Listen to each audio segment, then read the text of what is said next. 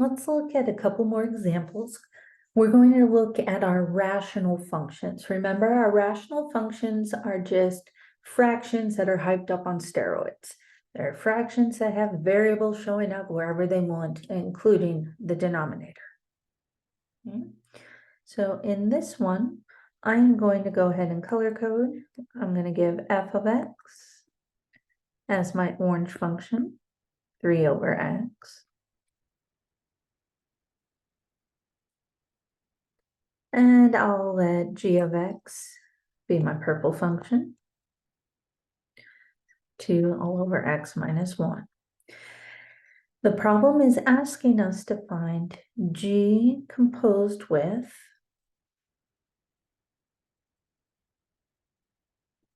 f of x. That means that we are going to take f and plug it into g. Whenever we see g of f of x, that means that we are going to find g of 3 all over x. Okay. Now, with our rational functions, I highly suggest starting out by finding some of your domains, especially of whatever you are going to plug in, because with our rational functions, things can get a little crazy. So let's take a moment, since we're plugging in f, let's go ahead and find the domain of f real quick. We're not going to have to write in interval notation. We just want to find any restricted values. So here, when we have 3 over x, our restricted values come from finding our denominator equal to 0. We don't need to solve anything because x is already by itself, but we just found a restricted value. That restricted value is going to stay with us through the entire problem. So I'm going to star him. We're going to need him again at the very end. But right now, he's on our radar. Okay. Let's go ahead and go back to actually finding g of 3 over x. G is our function 2 all over x. I'm going to put a parenthesis, minus 1. But instead of x, we're going to plug in f. So we have 2 all over 3 over x minus 1. There's nothing to do with my parenthesis, no negatives to distribute, no numbers to distribute. So I can go ahead and drop my parentheses. Now, with this, we need to combine our denominator to be one fraction, right? We don't want a fraction and then a number. That just makes it icky. I want you to remember that whenever you have a fraction, whenever you have a whole number, you can rewrite it as a fraction over 1. So minus 1 is going to become 1 over 1. To add or subtract fractions, we need to have common denominators. We have a 1 and an x, which means that our LCD, or least common denominator, is x. Our first function, or first fraction, already has x in the denominator, but the second one doesn't, which means I am going to multiply top and bottom by x. So I'm multiplying by a factor of 1, which means that I am not going to be changing my problem. But now I have 1x in top and bottom, and I can write a 1x on the left denominator if I really want to, but most of us don't include the ones. So you're probably going to see it written as just x over x. because we have common denominators, we can now go ahead and subtract our fraction. The 2 is still along for the ride, he's up top. And then down in the basement, the denominator, we would have 3 minus x, because 3 minus x on your numerators, all over x. It's not going to be x squared, it's not going to be 2x, it's just x. When we have 1/4 plus 2/4, we get 3/4, not 3/8, not 3/16, 3/4. This guy is called a complex fraction, and I know he looks icky, but we're going to handle it. Right now, the very denominator of the denominator is x. We've already done x equal to 0, so we're okay, no issues yet. That's the same denominator we already had. But I can rewrite this as 2 divided by 3 minus x over x. And remember, whenever you divide by a fraction, you multiply by the reciprocal, which is a fancy way of saying flip the second fraction. So we get x all over 3 minus x, and then you need to pay attention because we have a new denominator. Whenever you have a new denominator, you're going to stop and find the new domain, or new restrictions, you should say. So find your new restrictions. New denominator, we take our denominator, set it equal to 0. We would get negative x is equal to negative 3. Divide both sides by negative 1. We find out that x cannot be 3. That's our new restriction.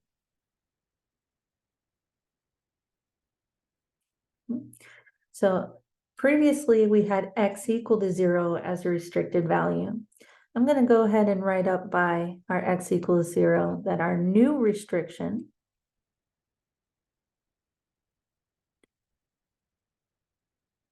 is that x cannot be 3. So we already had x cannot be 0. Now we have x cannot be 3. Let's go back and we finish our problem. Okay, so we identified the issue. We found the new restriction. Let's go back to where we were. Remember, any whole number can be rewritten as a fraction over 1. So 2 can become 2 over 1. And x all over 3 minus x. Remember, you cannot simplify the x's because the x in the bottom is married. He's not single like the x up top. So if the x in the denominator wanted to go out, he would need the 3 minus with him. Since we don't have a 3 minus x anywhere else, nobody gets canceled, which means we're going to multiply straight across. We get 2 times x, which is 2x, and 1 times 3 is 3. 1 times negative x is negative x. We just found G composed with f of x. We still need to find our new domain. We already have our 2 restricted values. We said that we can't be 3 and we can't be 0. So if I set up my number line, negative infinity on the left, positive infinity on the right, make sure that they go in numerical order. So 0, then 3. And remember, we cannot be 0 and we cannot be 3. We find out that our domain is negative infinity to 0 with the parenthesis because we can't be 0. We need to jump over 0, which means we need the jump rope, the union. We're now in the middle session, 0 to 3. We're going to union that, so jump over the 3 with 3 to infinity. And this is the domain of our G composed with F.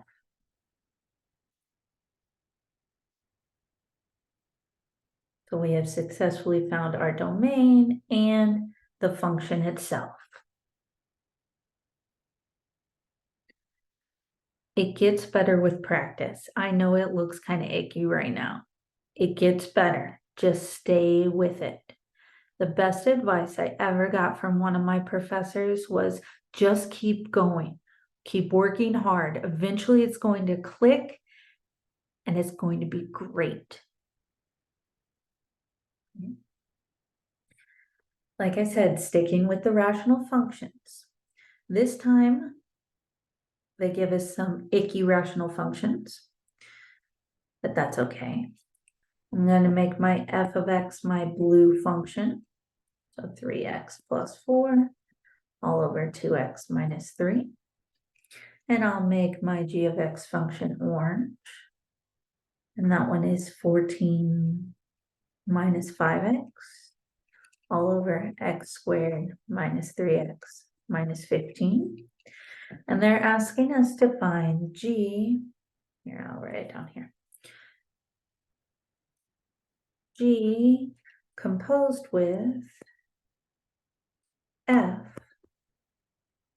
of 1. Whenever they give you numbers, you're going to give them numbers back. We're going to start on the inside. Instead of f of x, we're going to find f of 1.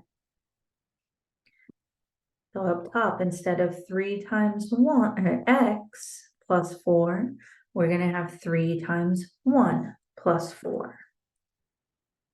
In the denominator, instead of 2x minus 3, we're going to have 2 times 1 minus 3.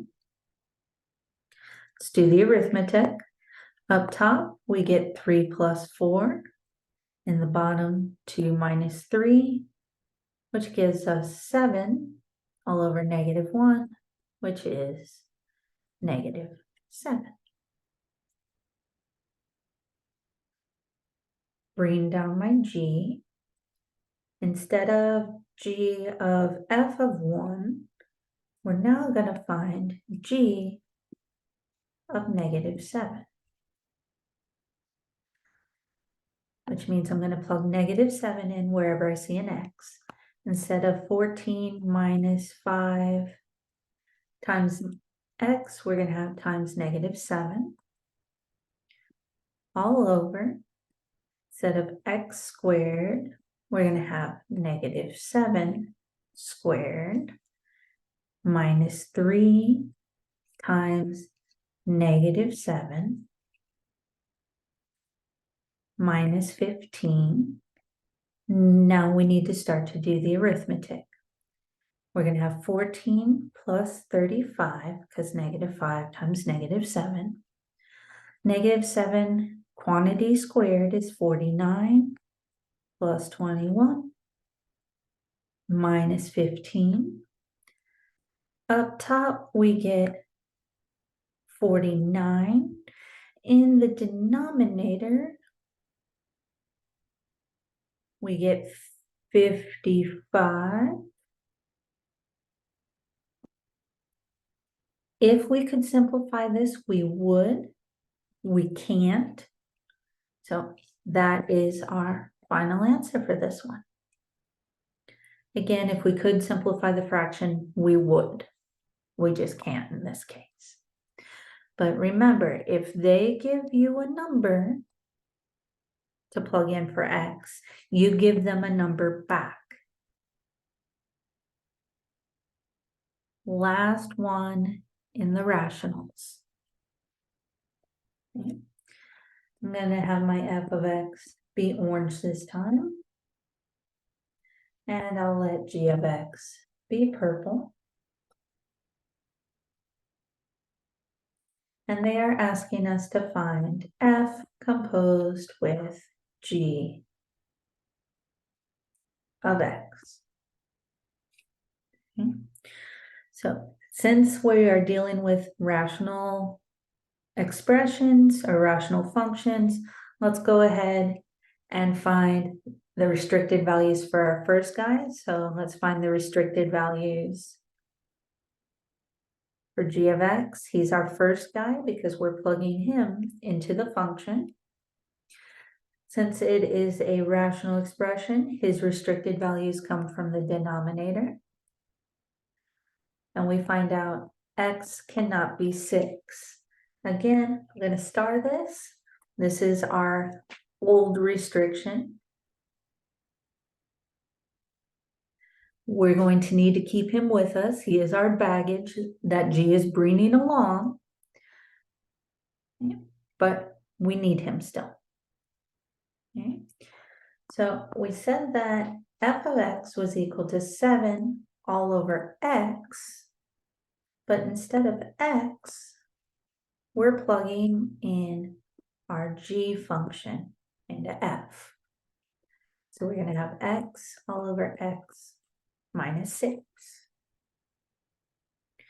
Right now, we don't have a new denominator yet because the denominator of the denominator is x minus 6, and we already found the restricted value for that guy. That's old news. So we're going to keep moving on. We can rewrite this as 7 divided by x all over x minus 6. Remember, whenever we divide by a fraction, that means we multiply by the reciprocal. So we're going to have it times x minus 6 over x. But here, new denominator. That means new restriction.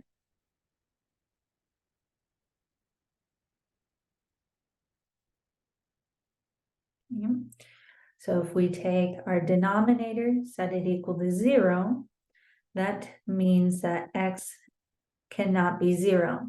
That guy is our new restricted value. So we're going to need him when we do our domain. Back to our problem. We said that any whole number can be rewritten as a fraction over 1. Again, we cannot cancel out the x's in top and bottom because the top x is married. He has the x minus 6. The bottom x is single. X is not single in the top, so we can't cancel them out. If we wanted to cancel or go out, then x minus 6, we would need an x minus 6 somewhere else in our function. Which means we're going to multiply straight across. 7 times x minus 6 in parentheses, all over 1 times x. 7 times x gets us 7x. 7 times negative 6 gets us negative 42, all over x. We just found f composed with g of x.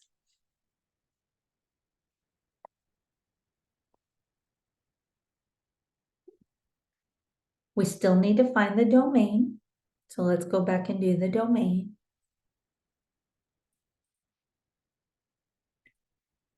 So the domain of fog, f composed with g. We had 2 restricted values. We said that x could not be 6 and x could not be 0. So when we set up our number line, we'll have negative infinity and infinity. Even though we found 6 first, the 0 is going closer to our negative infinity. And remember that we cannot be 0 or 6. Our first little interval is going to be negative infinity to 0. With the parenthesis, we need the jump rope, the union, to jump over the 0. At 6, we have another restricted value, which is why we're using the parentheses. We need to jump over the 6, so we're going to use another union, another jump rope, and we just found our domain, as long as you included the third value or a third interval in our domain.